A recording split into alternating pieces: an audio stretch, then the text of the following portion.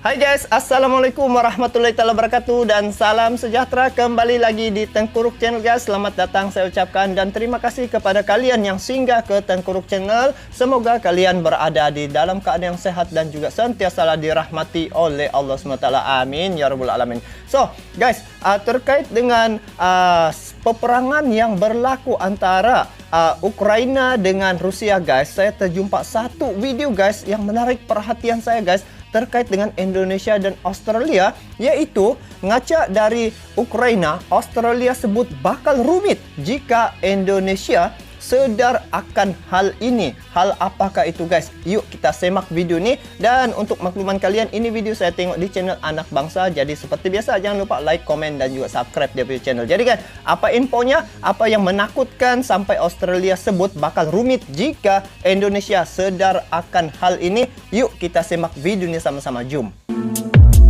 Anak Bangsa. Oh, ini helikopter dari Ukraina dan Rusia, Australia mengatakan seandainya Indonesia sadar kekuatannya besar, maka kehidupan makin rumit. Tak cuma Indonesia, negara tetangga Australia rupanya juga ikut mengamati konflik antara Rusia dan Ukraina. Sama seperti Indonesia, Australia juga tengah berpikir keras terhadap langkah politik yang akan diambil negaranya saat Ukraina dan Rusia kini berperang.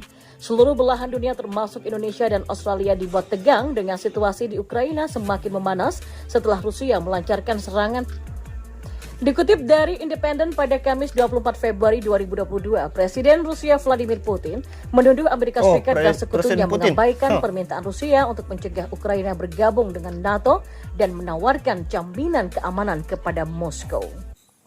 Sekarang nih, apa yang menjadi persoalan sebenarnya, ini Ukraina ya, dia sebenarnya ingin bergabung dengan NATO. Jadi di sini yang Putin marah nih guys, sebab dia tidak mau kekuatan NATO tu lagi kuat, lagi bertambah kuat. Jadi Putin mengambil tindakan ataupun jalan untuk supaya ini Ukraina nih tidak menyertai NATO sebenarnya. Tapi yalah, presiden baru, bayangkan presiden yang asalnya daripada pelawak masuk jadi arena politik.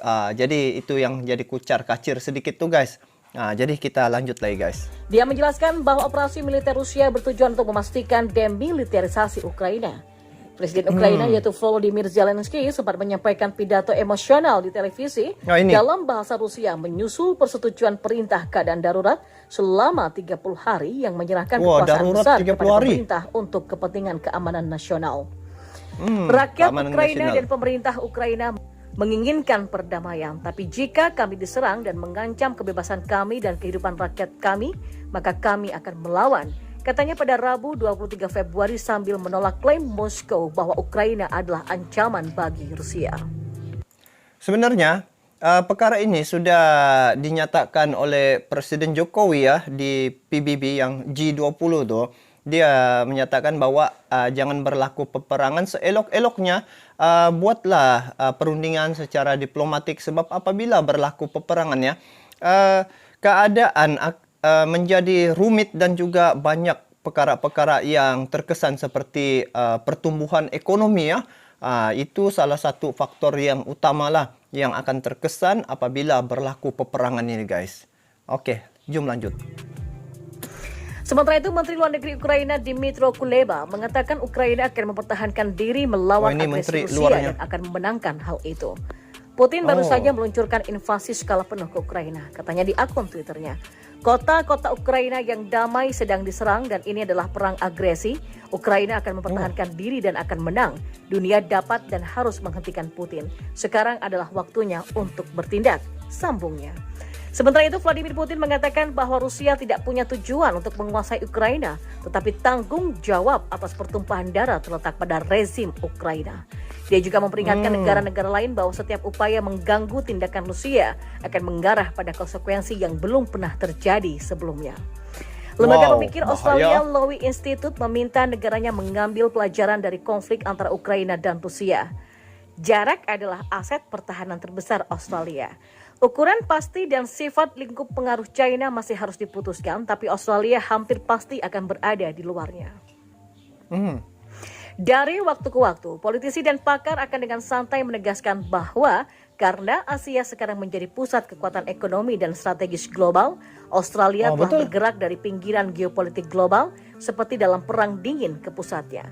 Tulis artikel terbitan Lowy Institute pada 23 Februari 2022 lalu. Lembaga pemikir Australia itu pun agaknya merasakan ketar-ketir jika negaranya diserang oleh China. Untuk itulah Lowy Institute meminta negeri kanguru berkaca dari kasus Ukraina dan Rusia. Tetapi memang logika itu harus punya beberapa batasan geografis. Misalnya, terlepas dari banyak kemajuan teknologi militer China, tetapi sulit dan mahal bagi... lepas daripada teknologi China. Itu dia punya syarat. Negara manapun untuk memproyeksikan kekuatan militer lebih dari ribuan kilometer. Alasan mengapa Ukraina sangat rentan adalah karena ia berbagi perbatasan darat yang panjang dengan Rusia. Jarak antara Ukraina dan musuh berkekuatan besar adalah 0. Dia bersebelahan. Sebenarnya Ukraina nih dengan Rusia nih, dia bersebelah aja. Macam contohlah macam di Sabah dengan Kalimantan. Begitu dia punya perumpamaan Ukraina dengan ini Rusia nih. Orang Australia lebih beruntung. Sydney ke Beijing lebih jauh daripada Berlin ke Beijing. Dan dari sisi lain, seandainya Indonesia menyadari potensi kekuatan besarnya, atau seandainya China pernah mendirikan pangkalan militer di Pasifik, maka kehidupan Australia akan menjadi jauh lebih rumit, kata Lowy. Jadi kalau tengok ya, kekuatan Indonesia sekarang nih di Asia Tenggara memang tempat pertama dan di ranking dunia nombor ke-15. Jadi inilah mungkin yang menakutkan Australia nih, sekiranya Indonesia sedar akan hal kekuatan Indonesia. Jadi macam kaedah yang dibuat oleh Putin nih, dia menggunakan kekuatan tentera dan juga militer tu guys untuk menguasai sebenarnya. Cuma bezanya Putin ni dia membuat begitu supaya Ukraina ini jangan sampai join kepada NATO. Itu Putin amat tidak setuju sekiranya Ukraina ini join dengan NATO. Begitu. Salah satunya akibat alat sonobuoy, kisru laser kapal China ke pesawat Australia masih menjadi teka-teki. Ya, Kementerian Pertahanan China menyebut Australia telah melakukan tindakan provokatif akibat insiden laser. China dan Australia memang tengah mengalami permasalahan yang mana disebabkan oleh laser yang terjadi pada 17 Februari 2022 lalu. Dan telah diberitakan oleh zonajakarta.com sebelumnya, Australia menyebutkan bahwa kapal selam milik China telah menembakkan laser ke pesawat mereka. Hal ini pun dianggap sangat berbahaya karena dapat menimbulkan korban nyawa karena pilot bisa menjadi bingung dalam mengendalikan pesawat. Bayangkan laser tu guys, itu bahaya tu guys. Dia tembak daripada kapal selam, dia tidak keluar peluru tetapi laser saja. Itu tu boleh terbakar. Kalau kapal pesawat di udara tu kan guys, dia pergi tembak saja, itu boleh menyebabkan kemalangan macam itulah. Akibatnya kedua negara ini pun saling menuduh dan membuat beberapa perpecahan di antaranya. Namun China menjelaskan bahwa laser tersebut ditembakkan akibat pesawat tempur milik Australia terbang dekat dengan kapal mereka dan menjatuhkan sonobuoy. Dan terkait menjatuhkan sonobuoy ini memang telah dibenarkan oleh Australia pada 22 Februari 2022 lalu dikutip dari laman The Guardian. Australia menjelaskan bahwa sonobuoy tersebut memang telah dijatuhkan ke laut untuk mendeteksi sinyal akustik. Namun Australia menegaskan bahwa sonobuoy dijatuhkan ke laut setelah laser terdeteksi oleh pesawat.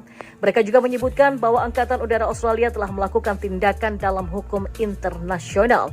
Diketahui dari laman Aerotime, sonobuoy dapat digunakan untuk mengumpulkan data akustik dan membantu untuk mendeteksi kapal selam. Hal ini terlihat dalam sebuah unggahan foto yang dibagikan oleh Kementerian Pertahanan China, yakni sebuah pelampung orange segitiga yang mengapung di laut. Sonobuoy yang dijatuhkan oleh pesawat Australia, dan pengakuan Australia ini dikeluarkan setelah Kementerian Pertahanan China mengungkapkan ada dua klaim terkait permasalahan yang terjadi saat ini. Yang pertama, mereka menyebutkan bahwa pesawat pengintai P-8A telah mendekati wilayah udara dengan jarak hanya 4 km saja. Dekat. Yang kedua, mereka menyebutkan bahwa pesawat telah melemparkan sonobuoy yang dikenal dapat mengumpulkan informasi akustik dan mendeteksi kapal selam. Sehingganya mereka meminta agar Australia berhenti untuk menuduh dan menyapikan berita provokatif tersebut. Yang mana jika dilanjutkan tentunya akan sangat berdampak kepada hubungan kedua negara dan juga militernya. Diketahui sebelumnya hubungan antara China dan Australia memang sudah mulai tidak membaik semenjak 2 tahun terakhir.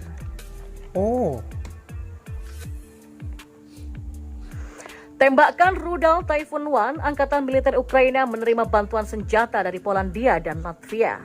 Ya, pada hari Rabu 23 Februari 2022 kemarin, Ukraina melakukan uji coba rudal domestik baru yaitu Typhoon 1. Peluncuran rudal Typhoon 1 sudah dilengkapi dengan unit tempur reguler yang berhasil dilakukan. Roket Typhoon 1 yaitu 9M221F Ukraina yang dikembangkan oleh Gabis Southern yang pertama kali diuji pada tahun 2019. Versi Ukraina dari proyektil 122 mm dapat digunakan baik pada peluncur roket BM-21, Hail Lama dan peluncur Ukraina yang menjanjikan seperti Willow atau BM-21UM Brest. Dikutip dari Reuters pada 24 Februari 2022, Angkatan Bersenjata Ukraina menerima kiriman senjata sebagai bantuan militer dari Polandia dan Latvia. Ukraina menerima senjata berupa amunisi dari Latvia. Selain itu, Ukraina juga menerima manfaat Stinger peluncur granat dan juga helm untuk prajurit serta hal-hal penting lainnya. Dapat senjata. Bantuan tersebut tiba di Ukraina pada 23 Februari 2022 dan diperkirakan bantuan tersebut akan terus berlanjut. Kemudian pada 23 Januari, pesawat angkut dari Royal Air Force of Canada tiba di Ukraina dengan bantuan senjata militer dari Kanada pun hantar bantuan. Ukraina saat ini sedang darurat nasional, imbas dan meningkatnya ancaman invasi dari Rusia.